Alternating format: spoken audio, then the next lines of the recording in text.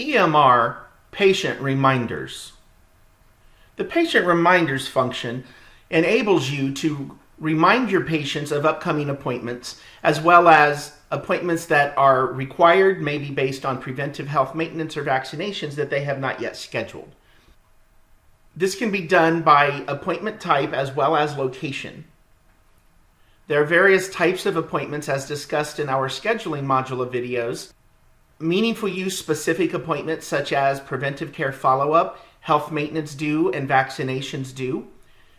Standard appointments such as to be confirmed, to be rescheduled, or upcoming.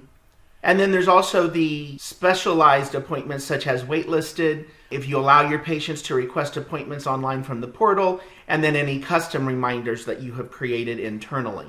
Now these reminders can be done within a date range that is relevant to that appointment type. In other words, if your appointment is already scheduled, the date range that you specify is going to be the date of the appointment. Whereas if you're dealing with one of the meaningful use relevant appointments that has not yet been scheduled but is due, then the date range is going to look at the due date. When you are working these reminders, the action can be by phone or email, and in so doing, you can also simultaneously mark the appointment as confirmed or canceled so that it updates the scheduling module accordingly. And maybe you get no answer and you're not able to confirm the appointment, but it's an important one that you do want to follow up. You can add it to a follow-up tickler list so that it pops back up here again and you can do another reminder call. So I've logged in here to Prognosis, and we're going to look at this patient reminders hyperlink right here on our home page. Now it's going to default to all appointment types, all appointment locations, for a date period of starting with the current date and going 14 days forward. That's just the standard behavior. If we look here in our type pick list, our appointment types, health maintenance due, vaccination due, and follow-up due, are services that are due based on your medical record documentation, but the patient has not yet scheduled an appointment within the date range that it is due. Those are the meaningful use preventive health reminders. Then when we get to our upcoming, appointments to be confirmed, appointments to be rescheduled, these appointments actually exist and you want to remind the patient. Upcoming appointments include those that were auto-confirmed as well as those that still need to be confirmed or are in a tentative status. Appointments to be confirmed are in a tentative status, meaning that the appointment was booked outside of the auto-confirmation property that you've defined as we cover in the scheduling module. Appointments that have been previously canceled by the clinic get automatically moved to the to be rescheduled list. Waitlisted appointments, if you are using the waitlist feature, again, the date will correspond to the appointment date. Requested appointments are if you allow your patients to request appointments from the patient portal. You can generate a list of those so that you can decide whether or not you want to confirm it or cancel it. And then custom patient reminders, which are not handled in this video, allows you to create reminders based on specific criteria. Now, you'll notice my appointment location is not applicable for all, and if I choose one of my meaningful use reminders, it also is not available to me. And that is because the service could be rendered at any one of your locations. But when I get to the appointments that exist, notice my location is now enabled, and it shows me all of my possible locations. So when I'm dealing with the appointments that actually exist, I am able to do it by location. Now, with regards to the meaningful use, notice right now when my appointment type is all, upcoming, to be confirmed, to be rescheduled, and so on, my meaningful use flag defaults to none, and my stage 1, stage 2 is grayed out. If I choose one of those meaningful use relevant types, such as health maintenance due, now my meaningful use buttons are relevant, and I can choose the specific stage I'm in. So once you have decided on your parameters, then you simply click the Go button. Now the contents that display down here in the bottom, of course, are going to be reflective of your filters up on the top. Before we look at each of the individual appointment types to see the differences, overall the workflow is going to be the same in working your reminders. If we notice down here in the bottom, we have our patient name, the appointment type, the telephone number, and then we have our action, remind again, and comment. These names by default will appear only one time until you've chosen an action. Once you choose an action and save it, it is going to leave this list unless you assign a remind again value.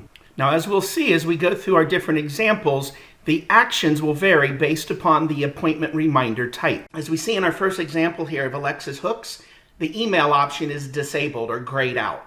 That is an indication she does not have an active email address under patient register. When an email exists, the email option will also be enabled. When you've chosen the email action, in order for the system to send it, you will need to click this checkbox in the lower left before you click the save button. Now, the emails are customizable by you locally. So the template includes all of the basic details based on the appointment type, but then you can also customize as far as if you want to put additional local verbiage on there. So now we're going to briefly look at each of the individual appointment types and how they are different down here below. For instance, if we look here now, we've got our health maintenance reminders showing. Now, if we look at just our first example here, Alexis Hooks, if we hover over the type, we see a pop-up tooltip. It's telling us the tests that Alexis is scheduled for, that she has not yet booked her appointment. So we see here that she's due on 12/12 for a vision test and a hearing screening. We see her phone number here on the screen, and then we have our action box. In our action box, we have phone call, but notice that email is grayed out, meaning that Alexis does not have an email address under patient register. So if we go ahead and call her, we're going to choose our action of phone call, and then that enables our remind again and our comment field. So if we're calling to schedule her appointment for her upcoming vision and hearing screenings, maybe we don't get an answer, so we can specify here that there was no answer, and then we want to be reminded again tomorrow or 2 days later, whatever the scenario is. So for each of the reminders, you'll just repeat that workflow. At the end, when you're ready to complete the reminders, you're going to click the Save button, and then any actions that you've assigned above will be applied, whether that was to document the phone call, if you want to add it to the remind again at the future increment you specified, or if you chose to ignore it. So now I've changed my type to vaccination, so it is going to display only my upcoming vaccines now. Working vaccines is the same as we just saw with health maintenance. When we hover over the tooltip, for instance here with Thomas Benjamin, we see that he has an upcoming rubella and a DTaP due. Also, the actions are the same that we saw: email, ignore, and phone call. Now, the third of the meaningful use examples is our follow-up due. And if we look down here at Eli Sherrard's and hover over, we see that his follow-up due is for the 17th of December with Dr. Cooper for a post-op recheck. Now, those are the three meaningful use-related examples where there is no appointment on the books yet, but the patient has some preventive care due. Now, these other options are going to deal with appointments that actually exist. And because now we're dealing with appointments that actually exist, notice on the far left beside the name, we now have the Take Appointment icon. Now, when you hover over this icon, the tooltip is the same one you see on the appointment schedule, which is customizable. So you can determine locally what details you would like to display on that tooltip. So here, when we look at our example of Johnny Edwards, if we want to know what the appointment is for when we're making our phone call, again, we hover over the type, and this time is giving us the appointment details. Whereas in the meaningful use examples, we saw the service that is due but not yet scheduled. Now that we're working with an actual appointment, we're seeing the appointment details. So we see here that Johnny is due to have an appointment for an annual physical exam with Dr. Cooper at 9 a.m. on the 10th. So regardless of the reminder type, you have all of the information right here on one screen. Now with the meaningful use examples, our actions, our only choices were phone and email and ignore. Now that we're dealing with an appointment, however, notice we have new options. Since this is an upcoming appointment that has already been confirmed, we now have the option of canceling the appointment. Because when we call to confirm, the patient may say, oh no, something's come up, I need to cancel the appointment. Now, appointments to be confirmed are those that were made outside of the boundaries of our auto confirmation property, which is discussed in our appointment scheduling series of videos. These are ones that we're going to manually confirm by phone calling or emailing our patients. If we look here at Brianna Thomas, for instance, again, if we hover over the appointment icon, we see the tooltip from our appointment schedule, just as we did with our upcoming appointments. Now, the other difference when we're looking at our to be confirmed, in our action box, notice now we have the option to confirm it or to cancel it. So I've gone ahead now and assigned some various actions here, as well as different scenarios. You see I'm canceling one, I've got some by email, phone call, and so on. So to complete my reminder process, in the lower left, I'm going to click the Send Reminder Email checkbox, and then I'm going to save. And now that it's refreshed, you'll notice in the far left margin, there's a check mark next to each one that has successfully processed, and my actions, remind again, and comments are all grayed out. These reminders have been processed. Those ones that we've scheduled to reappear will reappear based on the date increment that we assigned.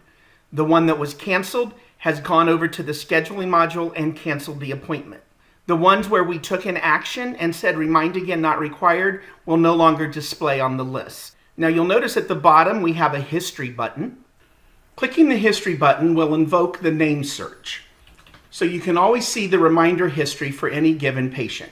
For instance, if I search for Chewy Anderson, this brings up a reminder history audit trail for Chewy Anderson. Now, in addition, when the name appears on the list, you don't even have to do the name search. You can simply click the name, and that will bring up that individual's history. We see Chewy was actually one of today's reminders here. Of course, once the reminder has been processed, the only way you will be able to view it is by doing the name search. Either way, when you're looking at the history, you will notice in the upper right there is a printer, which allows you to print that individual patient's reminder history. So in review, patient reminders can be filtered by the appointment type as well as the location. They are also defined by a date range which is specific to the appointment type, which would include meaningful use specific, such as preventive care follow-up, health maintenance, or vaccinations, where the service is due but not yet scheduled, and this is to remind the patient to actually book the appointment. There are also reminders for existing appointments, such as those to be confirmed, waitlisted, requested, or custom. These remind the patient to actually keep the appointment and allows you to confirm or cancel without having to separately go into the scheduling module.